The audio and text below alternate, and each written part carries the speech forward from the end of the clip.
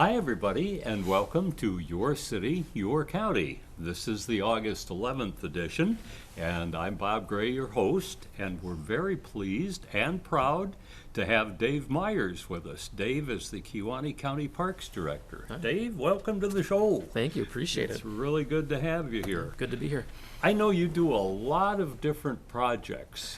And we talked about that briefly when I arrived here this afternoon. And maybe you can cover some of them as we go along, and then Sure. a little later we're going to talk about some of the friends groups too that are Yeah. involved with some of these activities. So Absolutely. to start out with, exactly where's your office? How many people do you have working for you? I'm right down, actually, we're by Brimmer Park in the highway building, so I have a administrative assistant in the office with me, and I have got a few full-time caretakers and a bunch of part-time people working to help keep the parks clean and mowed and maintained. Mm-hmm. So it keeps you pretty busy throughout the year, I would imagine. Absolutely. We have a lot of ground to cover. Do you get out and do some of that work yourself? When I have a chance to, I actually like doing that. But yeah, I try to, yeah. Cool. Yeah. What about Brimmer Park? That Yeah. seems like that's where we'll start out, and that seems Sure. like where there's a lot of discussion that we've had with past folks who've been here. Yep. What exactly is going on over there? And I understand there's quite a few activities right now. Multiple things. And speaking of friends groups too, we working with the Zoological Society of Kewanee County, they help us with Brimmer Park, and mainly they focus on the zoo. So some of the past projects have been, like the new bobcat enclosure, the new goat and deer stable that, they've fundraised for all these projects, new goat fencing, a lot of different things like that. And now we're working on a couple projects, one being a statue garden. So we have some animal statues and sculptures going in. And I'm hoping we have an event coming up, Jubilee, in September on the 25th. But we'll have those new statues all set up there. We have a zebra, a lion, and a rhinoceros going in right now, with an elephant in the future. So that's one project we're actually, my guys are working on it right now as we speak. So we have those in. But the bigger project they're working on also is the new pheasant exhibit. So that's the first animal exhibit the zoo has seen in, I don't know how many years, but a very, very long time. So a very exciting project. We're meeting with, we have an architect we're meeting with actually hopefully later tonight to get to finalize some building plans, but we're hoping to break ground this fall. Maybe it'll be spring, depending on how things fall into place of construction. But the plan is now, depending on costs, to have about 8 to 10 new pheasant enclosures put in down in the lower zoo area. So it'll be the first new exhibit we've seen. So you have to take care of those pheasants. I'm sure they're not just Yes. on their own all the time. Like everything else, well, we have the caretakers. We have people there every day of the year taking care of the animals we have. So they'll get daily care. But yeah, it'll be extra work.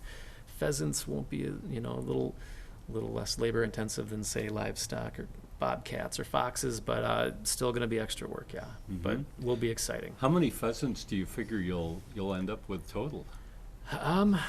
Hopefully, we're hoping to have, probably one male and a few hens in each exhibit, depending on the type. So I hate to put a number down, but we're hoping to have at least 8 different types in when everything's completed. So. And when do you expect that'll all be done? Most likely the exhibit itself will be next year. I don't have a good, like I said, it'll depend on construction. I'd love to have it open for next summer, and I think that's realistic depending on where things fall, but it could, I guess it all depends on who we can get in for construction and things like that. Sure. So, You bet. yeah. Okay. Well, that sounds pretty exciting. Yeah. And as far as the animal statues, maybe you can tell Yes. us a little bit more about that. You kind of whetted my interest with the Yeah. elephant and all of the other animals So, that we're getting. A few years back, the zoo group had worked with a gentleman to get a metal giraffe statue put in down the lower zoo, and we had an area there it's kind of a green space picnic area. Wanted something to kind of spruce it up, so that really unique ad was that.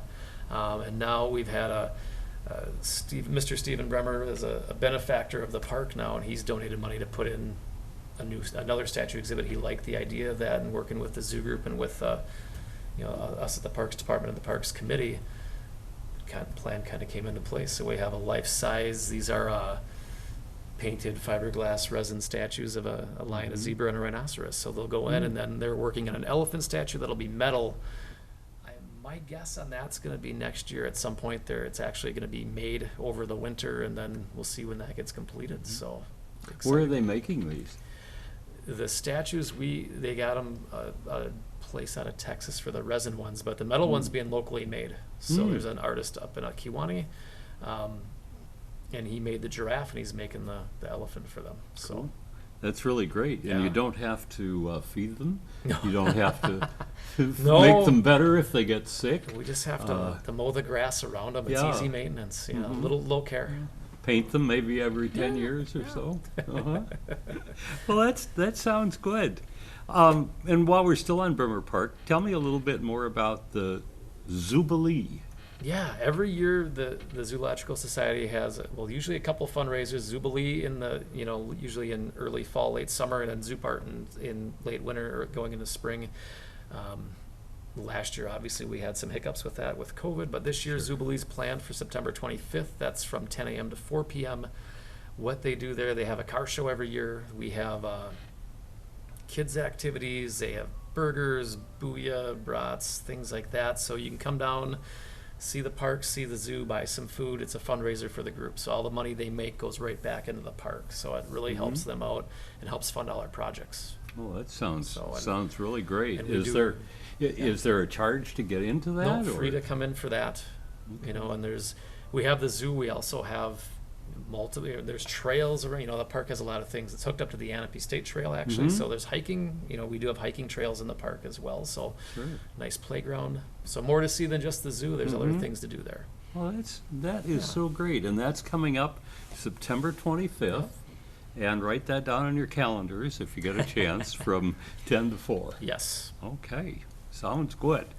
A lot of other things that you're responsible for. When we were talking before we started on the air here today, we were talking about some of your other duties, and boy, it sounds like you really have a lot to do.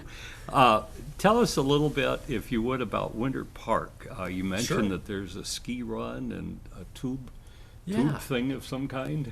Yeah, so obviously every year we've had Winter Park running for quite a while, and every year very busy. Last year, Mother Nature was a little less cooperative than normal, so we weren't open as long as normal, but we still saw record attendance numbers on the weekends, and we were almost to the numbers we saw the year before when we had a long season, so it was a really busy year. With that, we always have to try to find, there's things we always need to do, like we need more parking, we need more space. So this year, the Winter Park Association, another friends group we work with, great group of volunteers there, working on widening and adding a few ski runs. So that works. They're cutting some trees and making the runs a little wider. And then they're working on, we're going to add some padding down below at the bottom of the tube hill and the landing. And they're making a larger landing on the top when you come off of the Magic Carpet lift. So a little more space for people.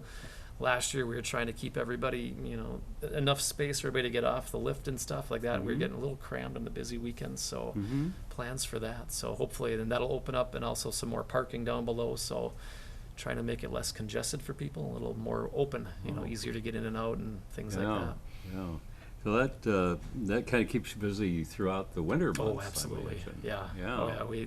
Snowmaking usually starts, and as soon as we can make snow, we start in December typically. So if it's cold enough, we'll get snow going, and our goal is always to be open around Christmas week, but last year that didn't work because it was raining and warm. So. Yeah, that's got to be hard to plan all of that. Yeah, so we do our best. I'm very grateful for my staff because we'll be on sometimes we're day to day with weather, like we're making snow tonight, so it depends on how the temperatures drop and things like that. So always waiting on Mother Nature. Well, that's a good thing, I guess. You have to work with Mom. Yeah, exactly. Now, Dana Park is in that area too, and tell me a little bit about Dana Park and what you do in the winter. So the Dana Farm and Winter Park are kind of connected, kind of the same area. Last year, with a grant from the Farm Tech Days group, we were able to open up a warming shelter and an ice rink there at that location. So that was first time we've done that on the county park side, and we were lucky to be open about a month. With the weather again, it was kind of tough, but it was really well used, really nice, and it was one of the things with Winter Park, planning it like we want to give people a lot of opportunities. So you can go tubing, you can go skiing, but that's on the weekends. But what can you do outside of that? So the ice rink was free and going to be free to use again this year.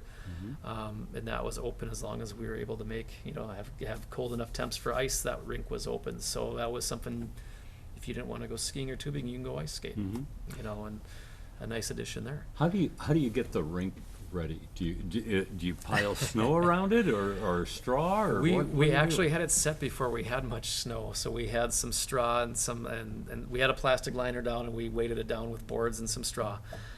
We filled that up, and once the water was in, we were fine. And then luckily we had some snow probably about a week after that was set in. So and then with that we have the warming shelter is right going onto the rink, so you're able to, if you got to put your skates on, you can sit inside, lace up, get your ice skates on, walk out and go skating. And there's bathrooms in there and everything, so it's a really nice spot. And we had a lot of families of kids out there, which was nice. A big group of people, I would say, but a lot of kids were out there, which was really nice to see.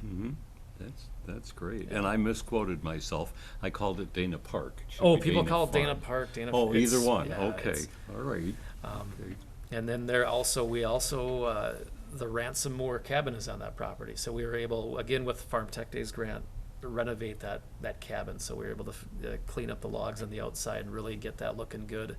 And this year, for the first time, we had a festival there called Times of Future Past, which I don't want to say Renaissance Fair. It was kind of a thing of all ages. You can go and do that, and that was a nice little event. They liked the property with the historic cabin and everything there, so it was kind of.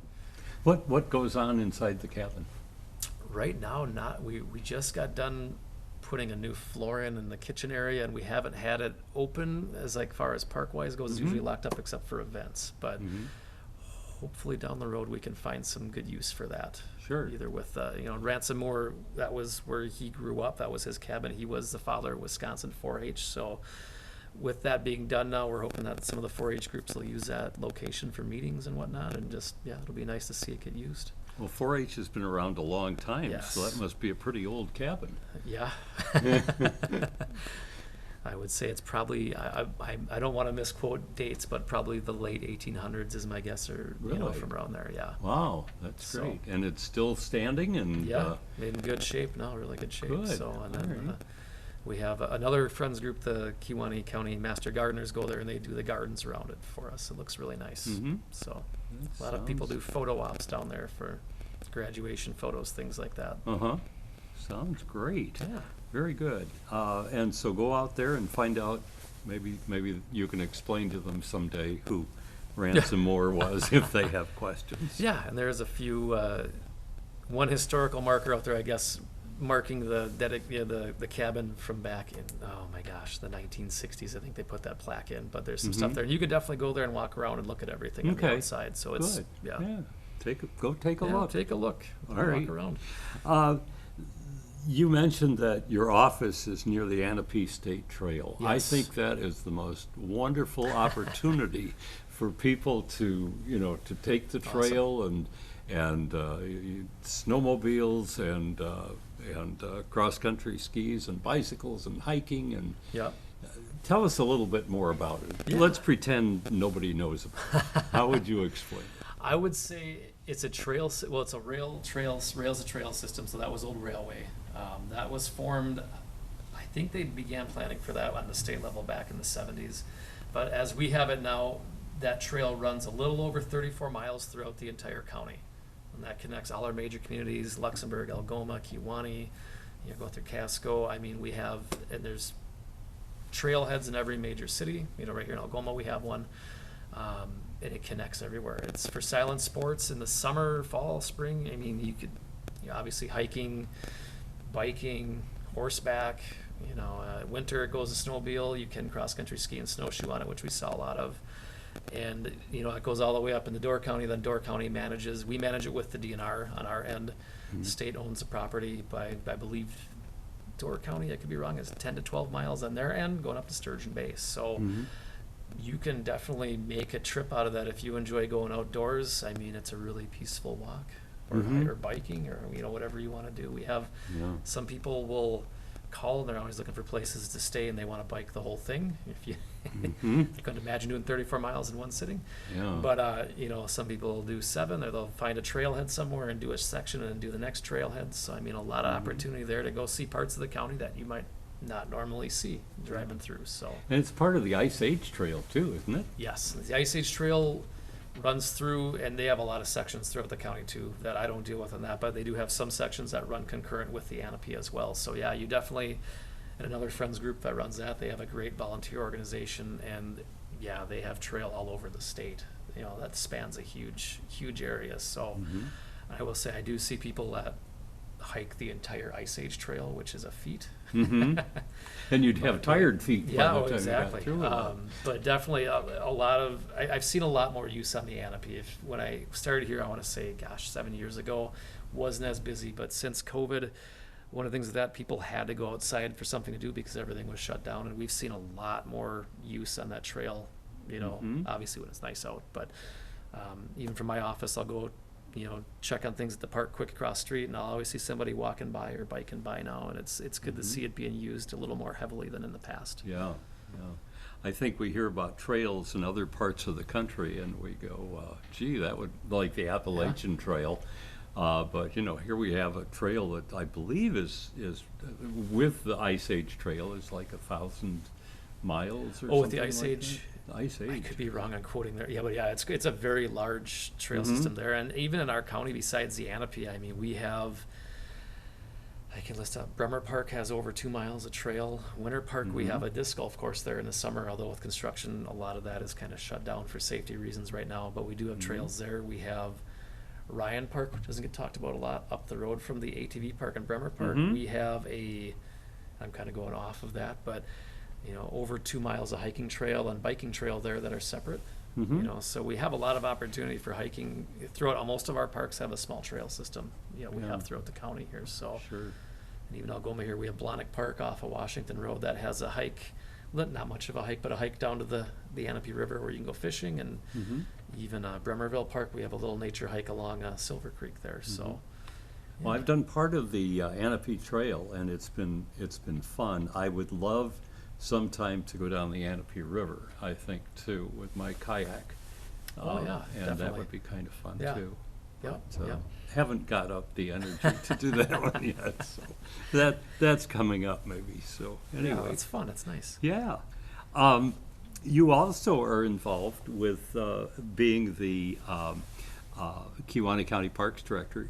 That also involves the Luxembourg Speedway and the fairgrounds and all Yes. kinds of good stuff out there. Yeah, and the Speedways on Sunday nights. They started that last year, and I believe they're running all the way through August. They can be, if you want to look up their schedule, that's a separate group that runs that with the county. They have a contract with us. They're on the Berg Speedway on Facebook. But they've had a really big race end of July. I believe they had well over 200 cars. So, I mean, we had a full house there. So they've been quite busy. And we just had the Kewanee County Fair in early July. So, I mean, that was one of the busiest fairs I've seen since I've been here. Those guys, the Fair Board did a really good job with that. So that grounds has been getting some use this summer. And, yeah, it's been very busy. And again, people want to get outside and do stuff. And they've been taking advantage of the things we have to offer here. Yeah. Do you utilize the? Obviously, you still have the racetrack, as you mentioned, Yes. going on. But do you utilize the park like in the winter for anything, or rentals, or? Oh, at the fairgrounds, yeah. Yeah. We still have the exhibit hall, which it's a pretty big building, about 12,000 square feet. So we will have, obviously, last year we had very little in there because of COVID and things like that. But now, Sure. yeah, it's been open. So we rent it out for events. We've had, trying to think what we have, weddings, parties, fundraisers for groups, anything you can think of we've had in that hall. So we rent that out normally in a normal year quite a bit for a variety of different things throughout the winter and throughout the year.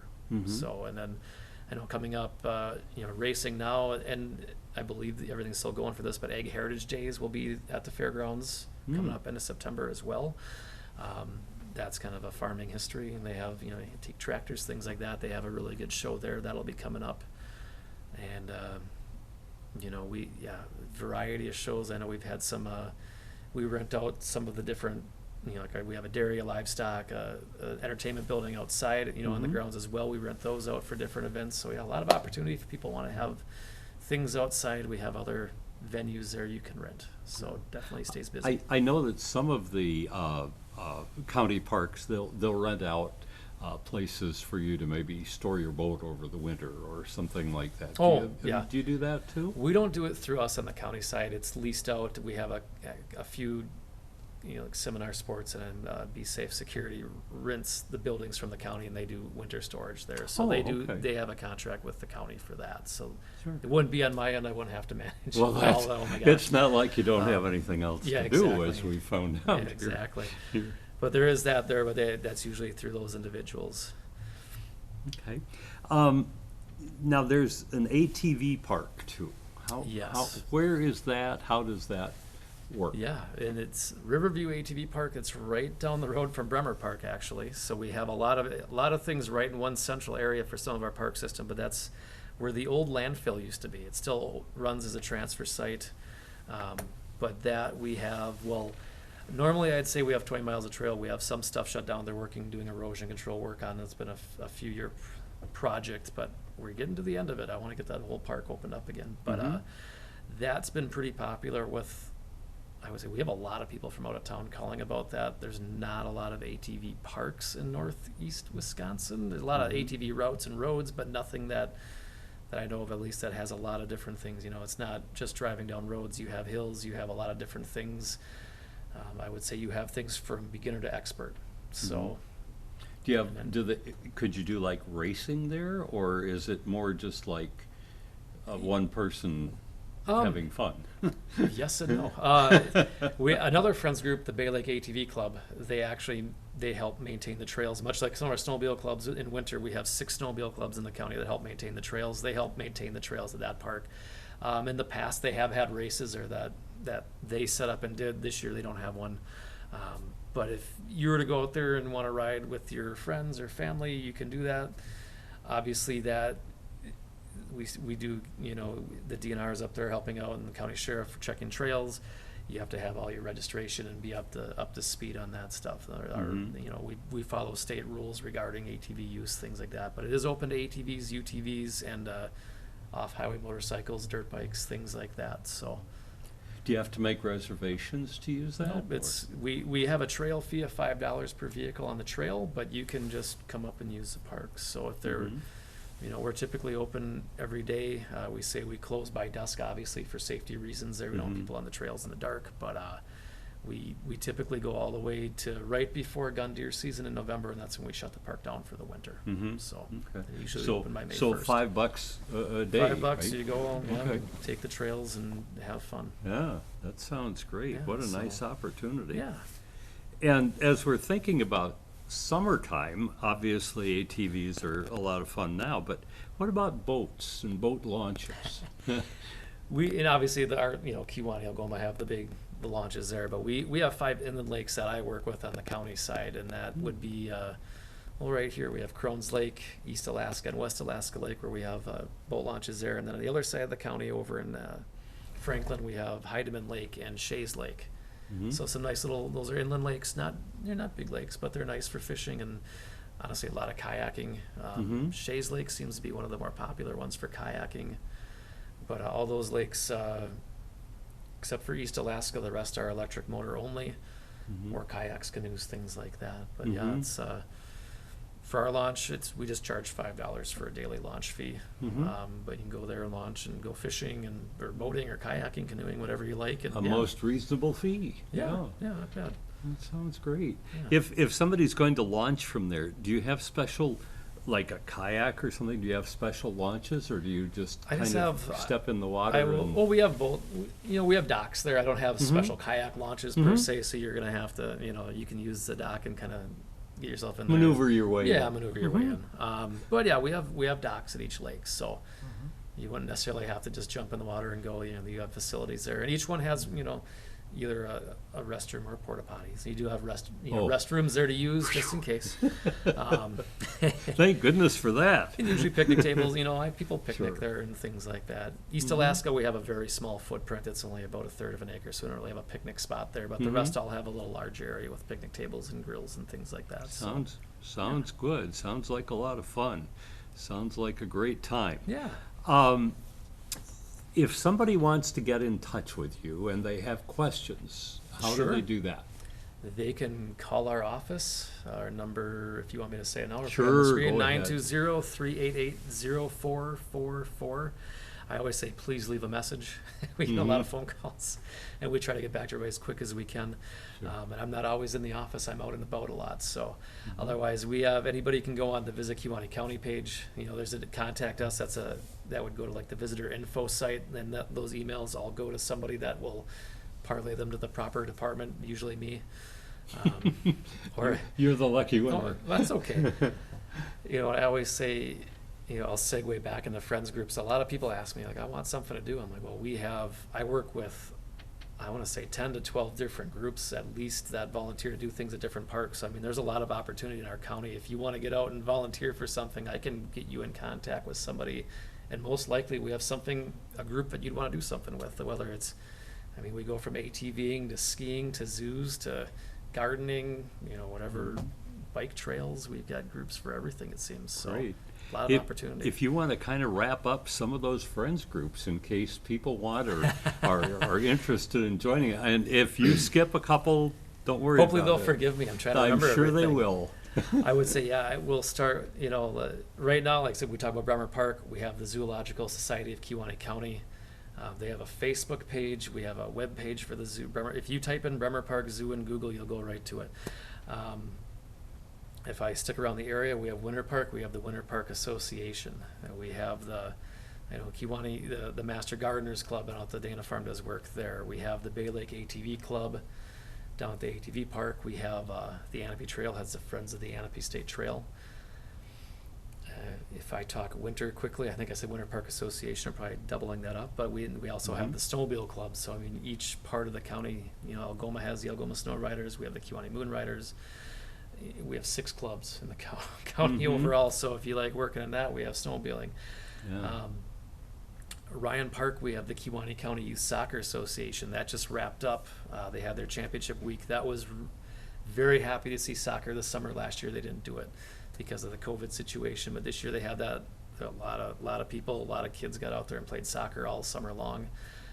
Very good volunteer group there. They have people from all over, kids from all over the whole county do that. So that's a big group. They're always looking for help.